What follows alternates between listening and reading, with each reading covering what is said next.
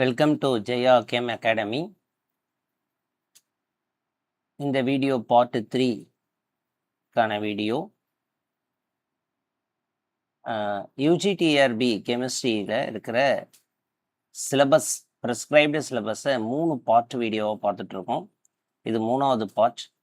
2 part பார்க்காதவங்க அது ரெண்டுத்தையுமே டிஸ்கிரிப்ஷனில் லிங்க் கொடுத்துருக்குறோம். ஸோ அந்த லிங்க் வழியாக அந்த 2 பார்ட்டையும் பார்த்துடுங்க. இப்போ 3வது பார்ட்டில் ஆர்கானிக் கெமிஸ்ட்ரியில் 3 பார்ட்டு கொடுத்துருக்குறாங்க. Unit 8, unit 9 and unit 10. So unit 8ல் organic reaction and nomenclature. So இந்த யூனிட்டில் 3 பார்ட்டை அதை பிரிச்சிருக்கிறாங்க. ஃபஸ்ட்டு பார்ட்டில் பார்த்தீங்கன்னா type of organic reaction, second electron displacement effect, third nomenclature. Type of organic ரியாக்ஷனில் சிலபஸில் என்னென்ன சப்டாபிக்கை கொடுத்துருக்காங்க அப்படின்னு பார்த்தீங்கன்னா, நியூக்ளியோஃபிலிக் சப்ஸ்டிடியூஷன், அது aromatic nucleophilic substitution, whether it is aliphatic nucleophilic substitution, எது ஒன்றாலும் இருக்கலாம். ஆனால் ரெண்டுமே நம்ம வந்து படிக்கணும். அடுத்தது எலக்ட்ரோஃபிலிக் சப்ஸ்டிடியூஷன். நியூக்ளியோஃபிலிக் சப்ஸ்டிடியூஷன் ரியாக்ஷன்ஸை பொறுத்த வரைக்கும் நம்ம யூஜியில் படிச்சிருக்கிறோம். SN1, SN2, SNI, unimolecular nucleophilic substitution reaction, bimolecular nucleophilic substitution reaction, internal nucleophilic substitution reaction. அடுத்தபடியாக electrophilic substitution reaction, electrophilic elimination reaction படிச்சிருக்கோம், சப்ஸ்டிடியூஷன் ரியாக்ஷன்ஸ் படிச்சிருக்கோம். இதில் E1, E2, ஸோ இந்த ரியாக்ஷன்ஸ்லாம் இதை வந்து நம்ம தெரிஞ்சுக்க போகிறோம். அடுத்தது free radical reaction, next addition reaction, elimination reaction, oxidation reaction, reduction reaction, osmium tetroxide இதனுடைய கேட்டாலிஸ்ட் யூஸ் பண்ணும்போது அதனுடைய ரியாக்ஷன்ஸுடைய சீக்வன்ஸ் எப்படி இருக்குது, ஸோ அதை பார்க்க போகிறோம். அடுத்தது ஓசோனாலிசிஸ் O3, sodium borohydride, lithium aluminium hydrate. இதில் ஸ்பெசிஃபிக் கேட்டாலிஸ்ட் யூஸ் பண்ணும்போது ஸோ இந்த ரியாக்ஷனுடைய சீக்வன்ஸ், ரியாக்ஷனுடைய ப்ராப்பர்ட்டிஸ் எல்லாமே நம்ம பார்க்குறோம். முக்கியமாக ஸ்டீரியோ கெமிஸ்ட்ரி இதுலேயும் நம்ம பார்க்க வேண்டியது இருக்குது. அடுத்தபடியாக electron displacement effect. Electron displacement எஃபெக்டில் +I, -I. +I effect, -I எஃபெக்ட்னால் நம்மளுக்கு நல்லாவே தெரியும். Permanent displacement of sigma electron through chain.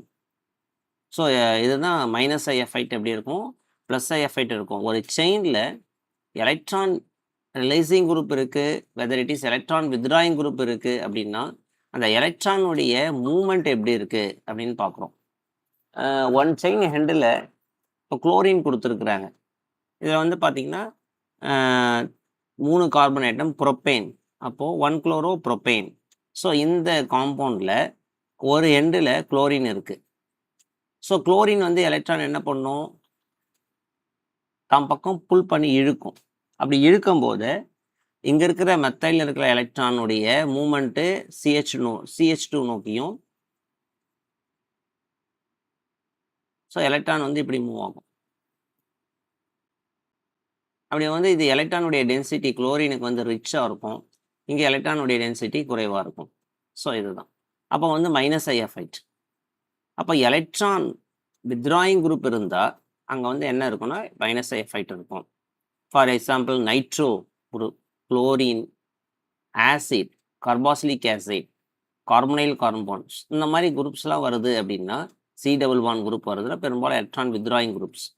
Electron releasing group, so இப்போ எலக்ட்ரானை வந்து ரிலீஸ் பண்ணுது அப்படின்னா ஸோ அந்த இடத்துல என்ன இருக்குன்னா +I எஃபெக்ட் வரும்.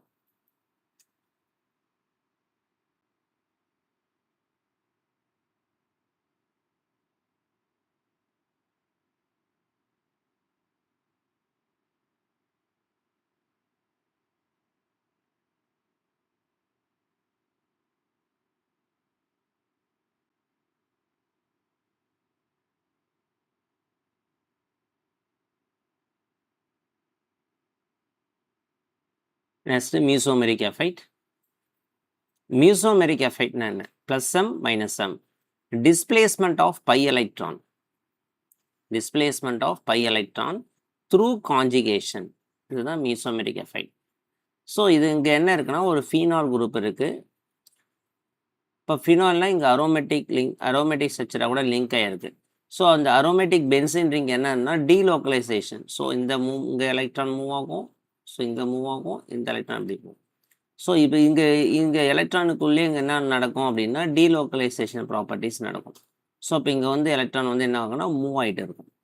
ஸோ அப்போ வந்து இந்த இடத்துல இருக்கிற சப்ஸ்டிடியூஷன் குரூப்பை பொறுத்து இங்கே வந்து என்னென்னா மீசோமெரிக் எஃபெக்டை வந்து இங்கே வந்து எக்ஸிபிட் பண்ணும். For example electron donating group இருக்குது அப்படின்னா, எலக்ட்ரான் டொனேட்டிங்னா எலக்ட்ரானை வந்து ரிங்குக்கு டொனேட் பண்ணும். ஸோ அப்போ எலக்ட்ரானுக்கு ரிங்குக்கு டொனேட் பண்ணும்போது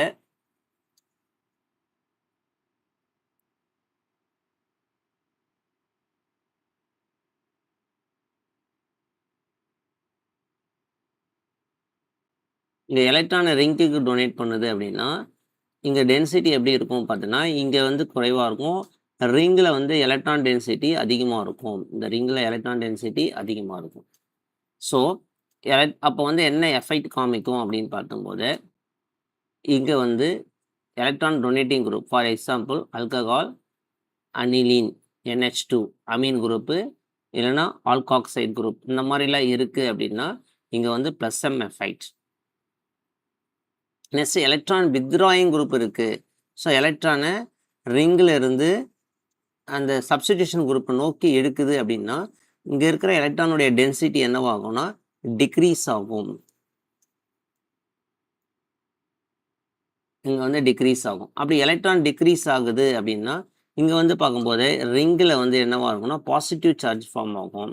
எலக்ட்ரானிக் டொனேட்டிங் இருக்கும்போது ரிங்கில் வந்து என்னவாகும்னா மைனஸ் சார்ஜ் இருக்கும்.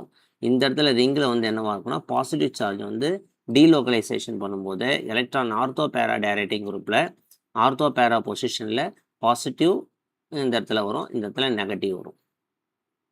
இது ஓரியன்டேஷன் பார்க்கணும். இதில் ஓரியன்டேஷன் எல்லாமே இந்த எலக்ட்ரான் டிஸ்பிளேஸ்மெண்ட் எஃபெக்டில் ஓரியன்டேஷனும் முக்கியமானது.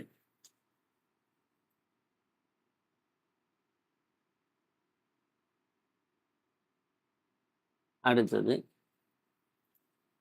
Hyper conjugation, delocalization of sigma electron, usually CH C double bond C இதில் தான் வந்து இந்த delocalization ப்ராப்பர்ட்டிஸு, அதாவது sigma electron goes to pi electron, அதாவது என்னவாகும் அப்படின்னு பார்த்தீங்கன்னா adjacent to பை ஆர்பிட்டால், அதாவது MTP ஆர்பிட்டால் நோக்கி எலக்ட்ரான் வந்து மூவ் ஆகும்.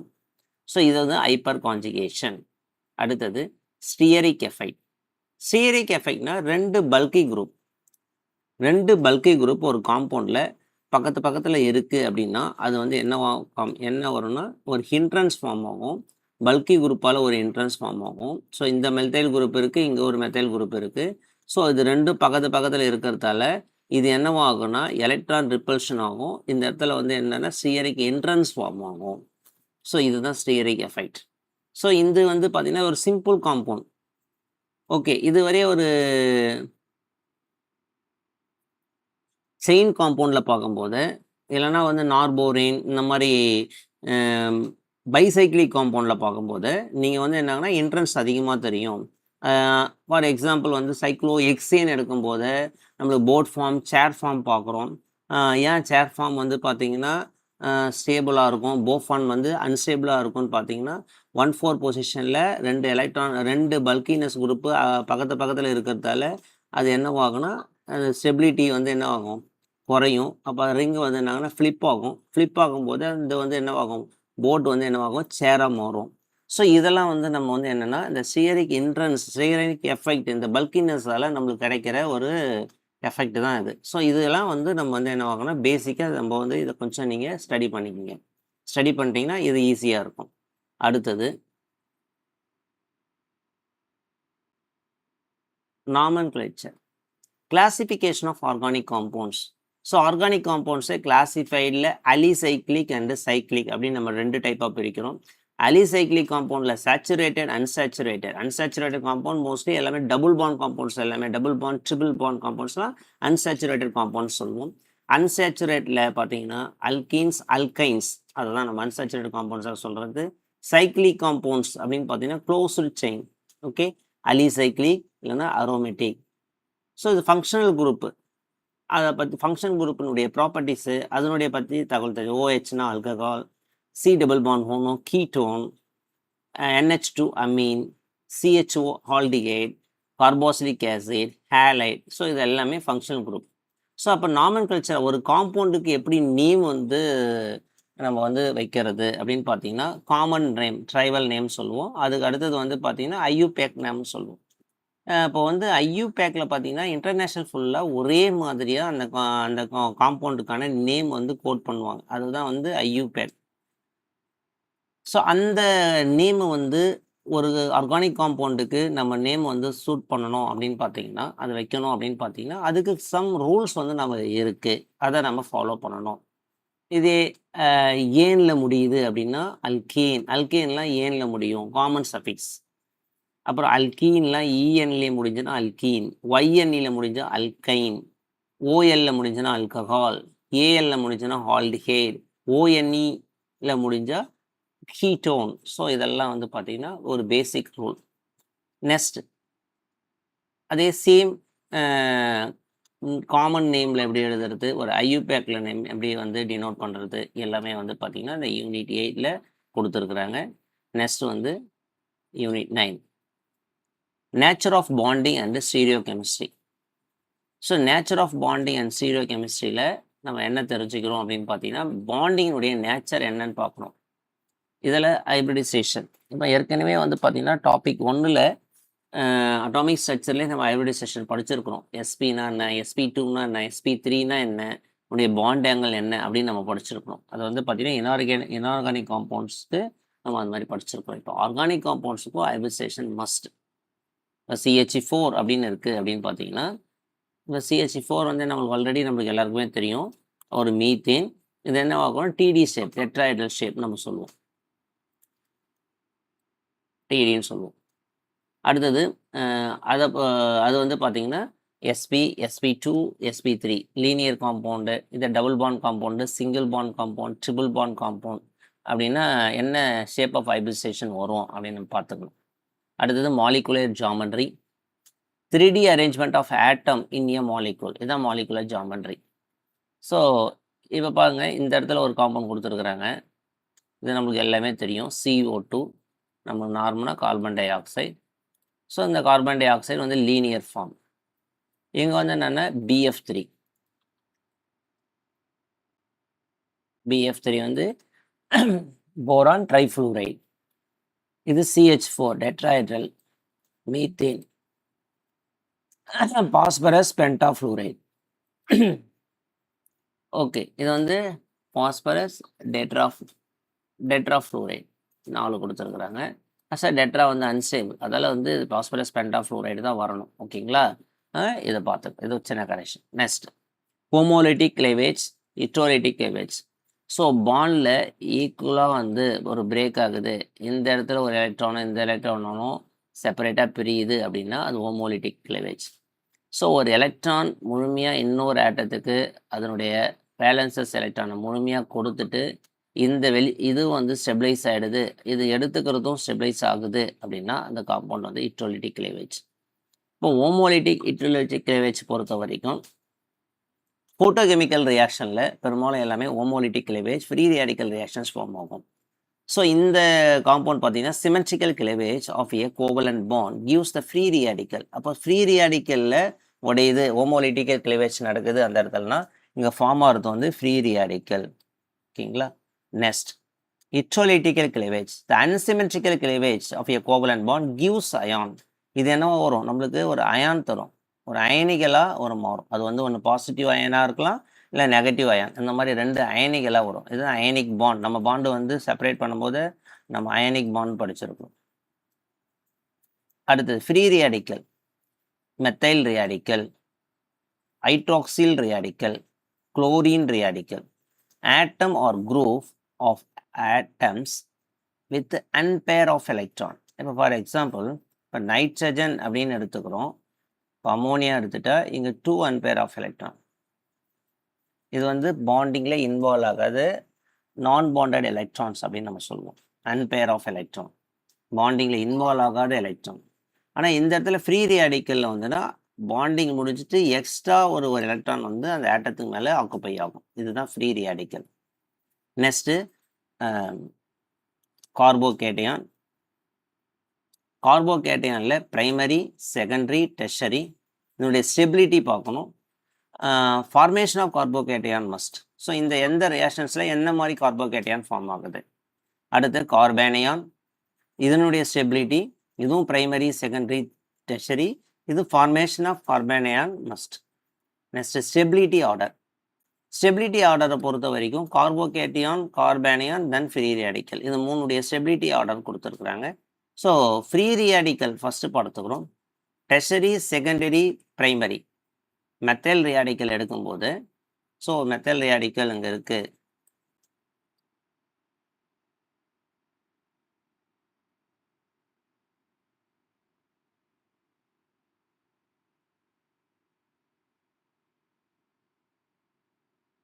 இது methyl radical.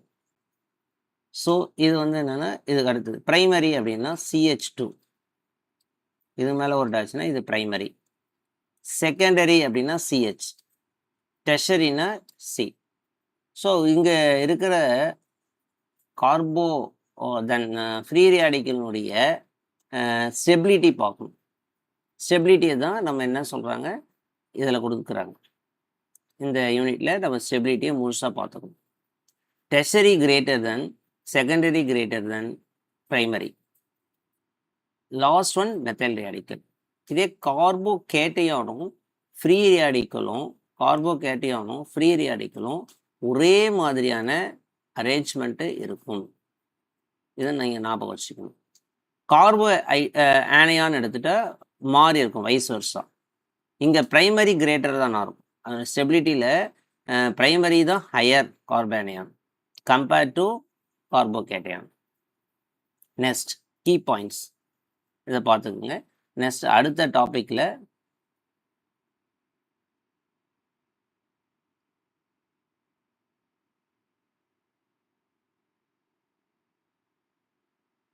Stereo chemistry. Stereo isomer. Stereo கெமிஸ்ட்ரியில் எத்தனை சப் யூனிட் இருக்குதுன்னு பார்த்தீங்கன்னா மொத்தம் 14 சப் யூனிட் இருக்குது. எல்லாமே வந்து பார்த்திங்கன்னா பேசிக்காக தான் இருக்கும். ஸ்டீரியோ ஐசோமரிசம் அப்படின்னா என்ன அப்படின்னு முதல்ல தெரிஞ்சுக்கணும். The compound with same molecular formula and same structural formula but different arrangement of atom in a space. So இந்த பாயிண்ட் தான் நம்மளுக்கு முக்கியம். அதாவது ஸ்ட்ரக்சரல் ஃபார்முலாவும் அதனுடைய மாலிகுலர் ஃபார்முலாவும் போத் ஆர் எல்லாமே சேமாக இருக்கும். ஆனால் இந்த அரேஞ்ச்மெண்ட் ஆஃப் ஸ்பேஸ் மட்டும்தான் டிஃப்ரெண்ட்டாக இருக்கும். அப்போ ஆட்டம் வந்து ஸ்பேஸில் அரேஞ்ச் பண்ணி இருக்கிறது அப்படின்னு எல்லாமே ஸ்டீரியோ கெமிஸ்ட்ரி. எல்லாமே பெரும்பாலும் 3D டைமென்ஷனில் நம்ம படிக்க வேண்டிய தகவல். அடுத்தது ஆப்டிக்கல் ஆக்டிவிட்டி. ஒரு பிளேன் போலரைஸ் லைட்டு ஒரு ஆட்டத் மேலே ஒரு மாலிகுல் மேலே பாஸ் ஆகும்போது அதனுடைய ரொட்டேஷன் இருக்குது. கிளாக் வைஸ் ரொட்டேஷனா, ஆன்டி கிளாக் ரொட்டேஷனா, இல்லை நோ ரெஸ்பான்ஸா. இப்போ வந்து ஒரு ஸ்டீரியோ கெமிஸ்ட்ரி ஒரு ஆப்டிக்கல் ஆக்டிவிட்டியில் ஒரு காம்பவுண்ட் வந்து எக்ஸிபிட் ஆகணும் அப்படின்னா பேசிக்காக நம்மளுக்கு தெரிஞ்ச விஷயம் அப்படின்னா ஒரு காம்பவுண்ட் இருக்குது அப்படின்னா அதை சுற்றி இருக்கிற இந்த 4 ஆட்டம், ஃபார் எக்ஸாம்பிள் கார்பனை சுற்றி இருக்கிற இந்த 4 ஆட்டமும் டிஃப்ரெண்ட்டாக இருந்தால் மட்டும்தான் அது வந்து என்னவாகணும், இது மேலே ஸ்டார் மென்ஷன் பண்ணுவோம். ஸோ இதுதான் ஆப்டிக்கல் ஆக்டிவிட்டி எக்ஸிபிட் பண்ணும். அதுதான் கைரால் கார்பன், கைரால் சென்டர் அப்படின்னு நம்ம சொல்லுவோம். நெக்ஸ்ட் அடுத்தது டிஎல் சிஸ்டம்னா என்ன, டி ஐசோமர்ஸ்னா என்ன, எல் ஐசோமர்னா என்ன, டெக்ஸ்டோ அண்ட் லிவோ அப்படின்னு நம்ம சொல்லுவோம். எனான்சியோமர், டயசியோமர், ரெசிமிக் மிக்சர், இது மூணுமே ஒரே கான்செப்டை அடிப்படையாக கொண்டது தான். ஸோ இது எல்லாமே ஆப்டிக்கல் ஆக்டிவிட்டிக்கான ப்ராப்பர்ட்டிஸில் வரும். அடுத்தது ரெசல்யூஷன். வால்டன் இன்வென்ஷன், ஃபிஷர் ப்ரொஜெக்ஷன்னா என்ன, sawhorse projection, Newman projection. Fischer, sawhorse, Newman. இதில் வந்து ஒரு காம்பவுண்ட், ஒரு ஆப்டிக்கல் ஆக்டிவிட்டி காம்பவுண்டை எப்படி வந்து எழுதணும் அப்படின்னு கொடுத்துருக்கிற 3 மெத்தட் ஃபிஷர் இன்ட்ரடியூஸ் பண்ணியிருக்காரு, சாகாஸ் நியூமன் இவங்களுடைய பெயர்லே இந்த மெத்தட் கொடுத்துருக்குறாங்க. அடுத்தது R S configuration, right hand clockwise ரொட்டேஷனா லெஃப்ட் கிளாக்வைஸ் ரொட்டேஷனா எப்படி இருக்குது, அந்த காம்பவுண்டுடைய ப்ராப்பர்ட்டிஸ் என்ன, அட்ஜசன்ட் ஆட்டம்னா என்ன, அந்த ஆட்டத்தால் அதனுடைய ஆப்டிக்கல் ஆக்டிவிட்டி எப்படி மாறுது. ஸோ இது எல்லாமே படிக்கிறது தான் ஆர்எஸ் கான்ஃபிகரேஷன். இஇசெட் இஇசெட் கான்ஃபிகரேஷனுக்கும் ஆர்எஸ் கான்ஃபிகரேஷனுக்கும் என்ன வித்தியாசம் அப்படின்னு பார்த்தீங்கன்னா, இது எல்லாமே நோ ரெஸ்ட்ரிக்ஷன் பாண்ட். இதில் ரெஸ்ட்ரிக்ஷன் பாண்ட் ஃபார் எக்ஸாம்பிள் எல்லாமே டபுள் பாண்ட் காம்பவுண்டில் மட்டும்தான் இது எக்ஸிபிட்ஸ் ஆகும். Double bond, bicyclic, cyclic compounds, so இந்த மாதிரி ஸ்பைரின், ஸோ இந்த மாதிரி காம்பவுண்ட்ஸில் மட்டும்தான், அல்லீன்ஸ், இந்த மாதிரி காம்பவுண்ட்ஸில் மட்டும்தான் இஇசெட் ஐசோமரிசம் நம்மளுக்கு வந்து காமிக்கும். ஸோ இதுதான் வந்து பார்த்தீங்கன்னா யூனிட் 9ல் கொடுத்துருக்குறாங்க. Last unit 10 aromatic substitution, electrophilic aromatic substitution, EAS அப்படின்னு சொல்லுவோம். அரீனியம் அயான் மெக்கானிசம், இதில் தான் பென்சைன் ஃபார்மேஷன் நம்ம பார்க்குறோம். பென்சீன் வேறு, பென்சைன் வேறு, ஓகேங்களா, அரீனியம் அயான். அடுத்ததில் இம்பார்ட்டன்ட் எலக்ட்ரோஃபிலிக் சப்ஸ்டிடியூஷன் ரியாக்ஷன். முக்கியமாக வந்து இதுதான் நம்மளுக்கு எல்லா காம்பவுண்டுக்கும் ரிப்பீட் ஆகிட்டே இருக்கும். எலக்ட்ரோஃபிலிக் சப்ஸ்டிடியூஷன் ரியாக்ஷன் அப்படின்னாவே nitration, halogenation, sulphonation, Friedel Crafts acylation, Friedel Crafts alkylation. நைட்ரேஷனில் nitrating reagents NO2 nitronium ion formation ஆகும், அதுதான் எலக்ட்ரோஃபைல். ஹாலஜனேஷன், ஹேலைடு அயான், இங்கே வந்து Cl, Br, F, I, so anything எது எந்த ஹேலஜன் வேணாலும் இதில் இன்வால்வ் ஆகும். சல்ஃபோனேஷன் SO3 மைனஸ், இதுதான் வந்து என்னங்கன்னா சல்ஃபன், அதாவது சல்ஃபூரிக் கான்சன்ட்ரேஷன் சல்ஃபூரிக் ஆசிட்லேருந்து சல்ஃபோனியம் அயான், அதுதான் வந்து என்னென்னா சல்ஃபோனேஷனுக்கான எலக்ட்ரோஃபைல். ஃப்ரிட்டில்கிராஃப் அல்கைலேஷன், நீங்கள் ஃப்ரிட்டில்கிராஃப் அல்கைலேஷன்னா அலுமினியம் டெட்ராக்ளோரைடு, இதுதான் ரொம்ப முக்கியமானது. ட்ரைக்ளோரைடு, அலுமினியம் ட்ரைக்ளோரைடு தான் அன்னைட்ரைஸ், முக்கியமான அன்னைட்ரஸ் கண்டிஷன். ஸோ ஒரு அல்கைல் குளோரைடாக கூட கேட்டாலிஸ்ட் அலுமினியம் அன்னைட்ரஸ் அலுமினியம் குளோரைடை யூஸ் பண்ணும்போது அதிலிருந்து என்னவாகும், அல்கைல் குரூப் வந்து ரிங்கில் வந்து டைரெக்டாக அட்டாச் ஆகுதுன்னா அது வந்து அல்கைலேஷன். இதே அசைல் குரூப் RCO குரூப் வந்து ஆட் ஆகுதுன்னா அது acylation. Okay, next EAN, orientation of EAN, அதை நம்ம தெரிஞ்சுக்கிறோம். Orientation ortho and para meta, ortho para directing group, meta directing group, என்ன டைப் ஆஃப் ஓரியன்டேஷன், என்ன type of electrophilic electron withdrawing group இருந்தால் என்ன சப்ஸ்டிடியூஷன் நடக்கும், எலக்ட்ரான் ரிலீசிங் குரூப் இருந்து என்ன மாதிரி சப்ஸ்டிடியூஷன் ரியாக்ஷன் நடக்கும் அப்படின்னு நம்ம அதை பார்க்குறோம். அடுத்தது activating and deactivating groups. Next nucleophilic aromatic substitution, arenium மெக்கானிசம்லாம் நம்ம படிச்சிருக்கிறோம். அதன் தொடர்ச்சியாக nucleophilic aromatic substitution reactions SNI, SN1, SN2, so அந்த 3 ரியாக்ஷன்ஸுமே நம்ம பார்க்குறோம்.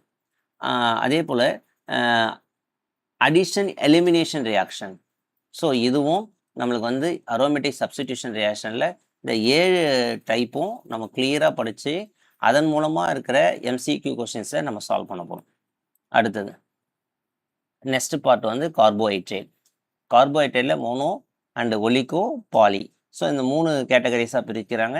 இந்த மோனோசாக்கரைட்னா என்ன, அதில் எமிபர்னா என்ன, அனோமர்னா என்ன, அடுத்து மியூட்டோ ரொட்டேஷன்னா என்ன, அதுக்கு அடுத்தது வந்து பார்த்தீங்கன்னா reaction of monosaccharide, important of disaccharides, manufacture of sucrose, எப்படி லேபில் மேனுஃபேக்சர் பண்ணுறாங்க, properties of carbohydrate and uses of carbohydrate.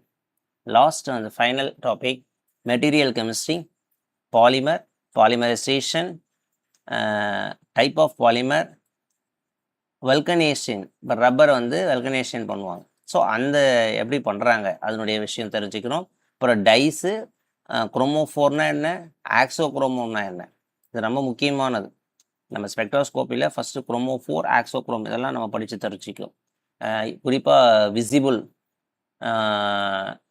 Visible லைட்டில், அல்ட்ராவயலட் லைட்டில், UV ஸ்பெக்ட்ரத்தில் இதெல்லாம் குரோமோஃபோர்னா என்ன, குரோமோஃபோர் காம்பவுண்ட் இருந்துச்சுன்னா என்ன மாதிரிலாம் அது ப்ராப்பர்ட்டிஸ் இருக்கும், ஆக்சோக்ரோம்னா என்ன, இதெல்லாம் நம்ம தெரிஞ்சுக்கணும். ஸ்பெக்ட்ராலையும் நம்ம இதை ரிப்பீட் பண்ணுவோம். அடுத்தது இம்பார்ட்டன்ட் டைஸ், அசோடைஸு எப்படி ஃபார்ம் ஆகுது. ஸோ இந்த பார்ட் 3 வீடியோ கெமிஸ்ட்ரி சிலபஸை பொறுத்த வரைக்கும் என்னென்ன டாப்பிக்கு எப்படிலாம் கொஸ்டின்ஸ் வந்து வரும் அப்படின்லாம் நம்ம வந்து பார்க்கணும். இதில் வந்து முதல்ல டாபிக் மட்டும்தான் நம்ம டிஸ்கஸ் பண்ணியிருக்கிறோம். கொஸ்டின்ஸ் இன்னும் நம்ம டிஸ்கஸ் பண்ணலை. ஸோ ஒவ்வொரு டாபிக் எடுத்தும் நம்ம கொஸ்டின்ஸ் நம்ம டிஸ்கஸ் பண்ண இருக்கிறோம். ஸோ சப்ஸ்கிரைப் பண்ணுங்கள் சேனலை, கண்டினியூ வாட்ச். தேங்க்யூ.